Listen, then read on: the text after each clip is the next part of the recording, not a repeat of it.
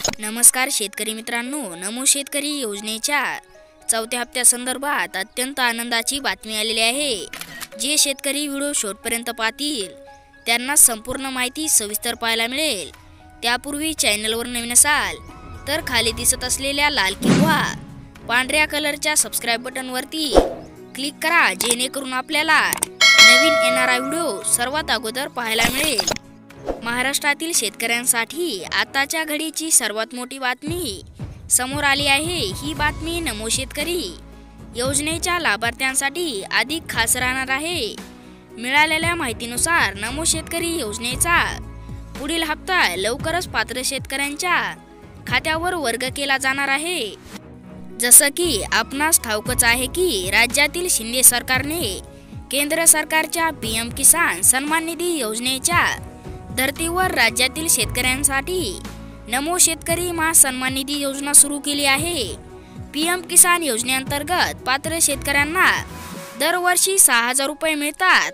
हे 6,000 रुपये शेतकऱ्यांना 2,000 रुपयाचा एक हप्ता याप्रमाणे वितरित केले जात आहेत। आतापर्यंत या योजनेअंतर्गत एकूण 17 हप्ते पात्र शेतकऱ्यांच्या खात्यावर जमा झाले आहेत। दरम्यान याच केंद्रीय योजनेच्या धर्तीवर महाराष्ट्र राज्य शासनाने नमो शेतकरी योजना सुरू केली आहे। राज्याच्या या नमो शेतकरी योजनेच्या माध्यमातून देखील शेतकऱ्यांना वार्षिक 6,000 रुपयाची मदत मिळते। म्हणजे राज्यातील पीएम किसानच्या पात्र लाभार्थ्यांना पीएम किसानचे 6,000 आणि नमो शेतकरीचे 6,000 असे एकूण 12,000 रुपये मिळतात। नमो शेतकरी योजनेच्या माध्यमातून आतापर्यंत शेतकऱ्यांना एकूण 3 हप्ते मिळालेले आहेत। नमो शेतकरीचा दुसरा आणि तिसरा हप्ता शेतकऱ्यांना सोबतच दिला गेला होता।